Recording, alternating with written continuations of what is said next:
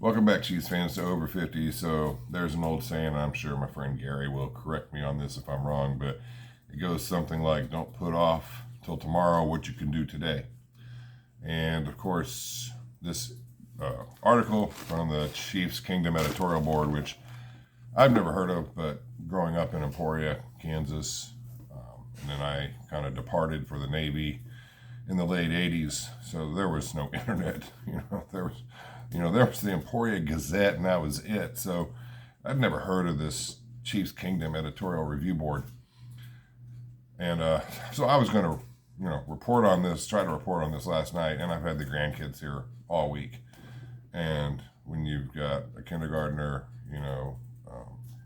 a preschooler, and a 2-year-old, and they're all running around screaming and everything, there is nowhere I can go in this house. I couldn't even go outside and record without having screaming and yelling in the background. So I just figured I'll do this today. No problem. I'll pull up the article and we'll decipher it together. The article's gone. So I'm doing this basically from memory, from what I remember from reading the thing.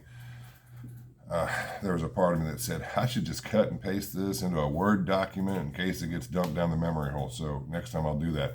If you're wondering why am I decked out in the Super Bowl matching cap and shirt, I thought it kind of would be fitting with this, and you'll hopefully see why I went with that, why I went with the attire.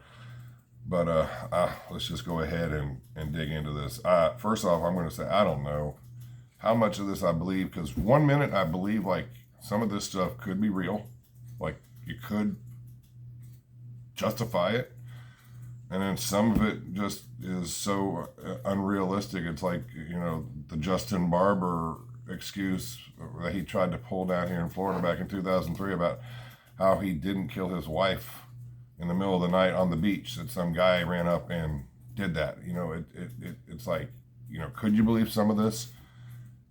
Yeah, and then some of it makes that story that I just referred to seem more realistic and more possible. So let's just get started. I just said that. So this article, and my notes jump around because, like I said, I'm trying to do all this from memory.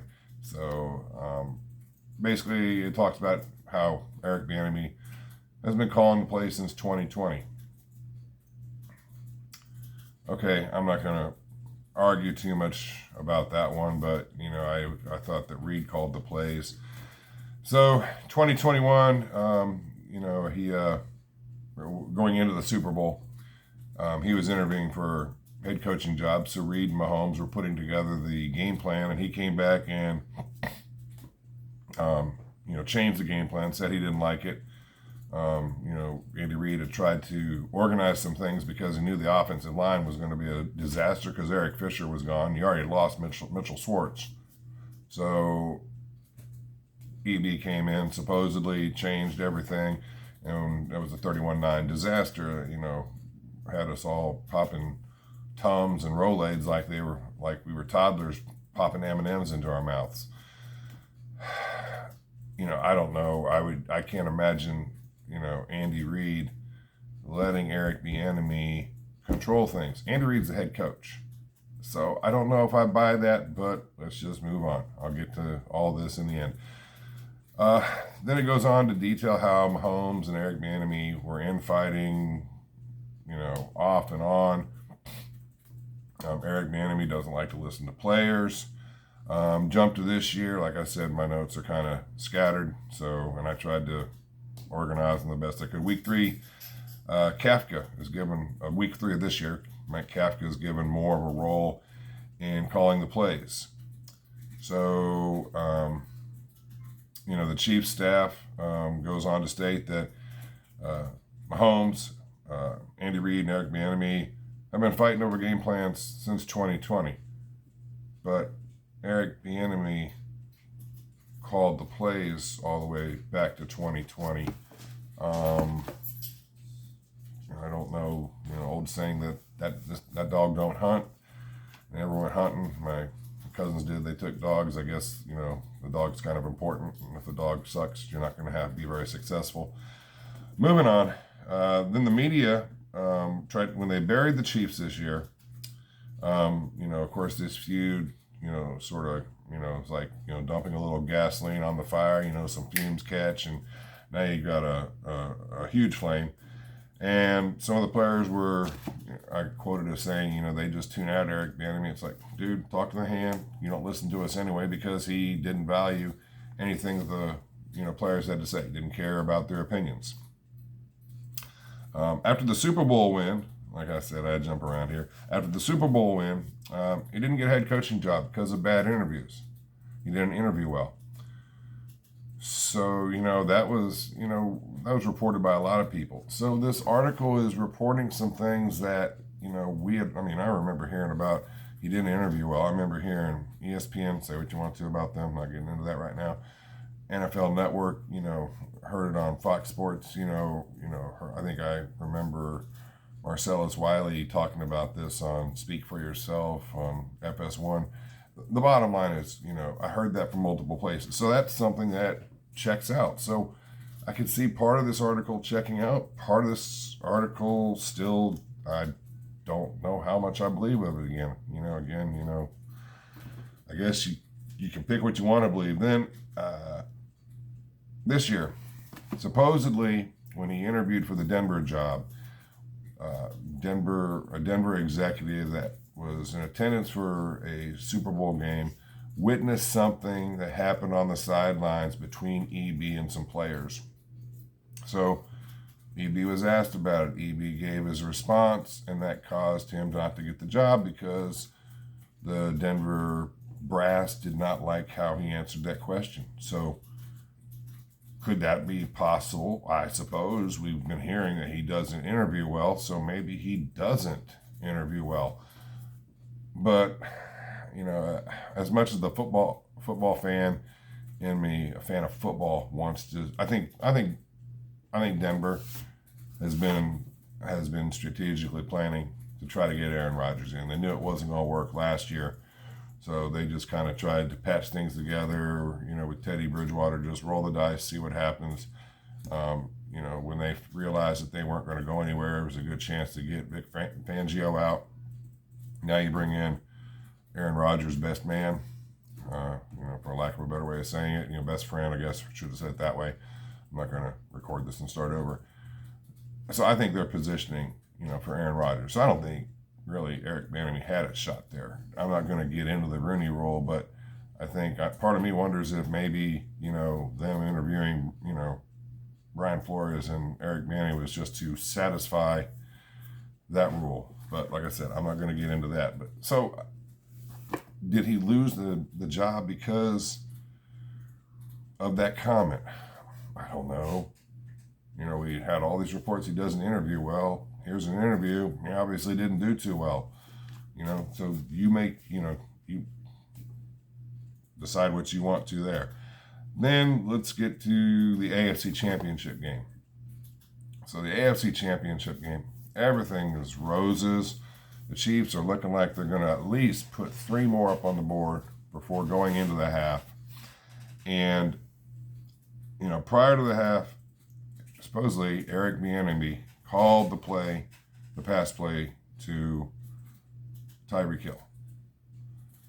Now, another part of the article mentioned that there was a couple runs that were called, but EB overruled the runs that were called. Like I said, the article's not there anymore, so I can't go back and show this to you. But the way I took it was that Andy Reid wanted the ball to be run. Andy Reid's the head coach. To a certain extent, I think there would come a time and a place where Andy Reid could basically, with all due respect, tell Eric Bieniemy to, STFU, because he's the head coach, he's the HC, and run the ball. You had a timeout left. If you get stopped, you call the timeout. You decide, do we want a chance or do we want to put 3 up on the board? I say we put 3 up on the board and go into halftime. So they go into half, they don't get any points.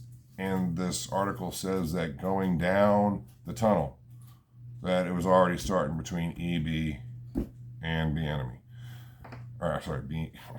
between Mahomes and Eric Bieniemy. And then it spills into the locker room, and they're still going at it, and they're just fighting over it. So they come out, and in the second, I did take notes here. I sketched stuff down. So in the second half, after that, Eric Bieniemy calls a play. Andy Reid, overrides it, but Eric Bieniemy is quoted as saying, "WTF?" So Reid is overruled. Here's another part of that article where I just don't, like I said, I've never heard of this Chiefs Kingdom Editorial Board. And then Mike Kafka gets on and says, "Hey guys, we're losing this game." And then Mahomes makes a comment, call a play or I'm going to do it for you.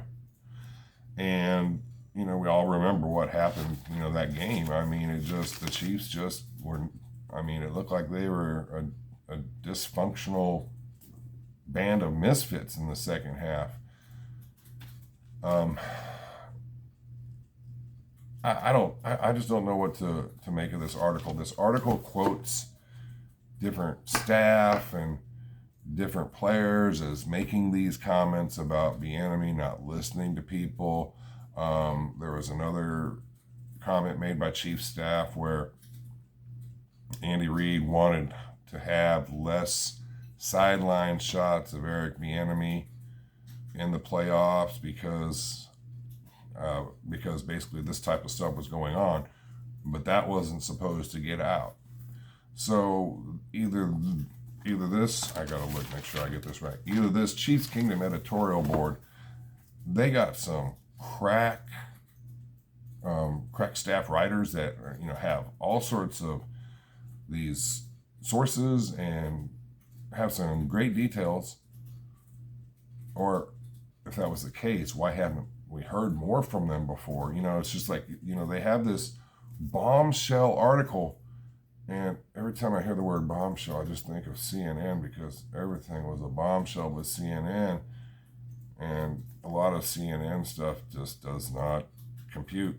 I'm not going to get into that, but it's just, there's a lot here to unpack, and like I said, I can't remember everything that I read. I try to remember it the best I can. Some of this stuff, I guess, some of this stuff's got to be true. And, if you are calling yourselves the Chiefs Kingdom Editorial Board, okay, if you're using Chiefs Kingdom, then you must have some kind of clout. You don't just, they don't let everybody just, I wouldn't imagine, slap Chiefs Kingdom on whatever they do. I would imagine that that's got to be trademarked somehow. So they must have some kind of credibility. Do I believe all of this? No.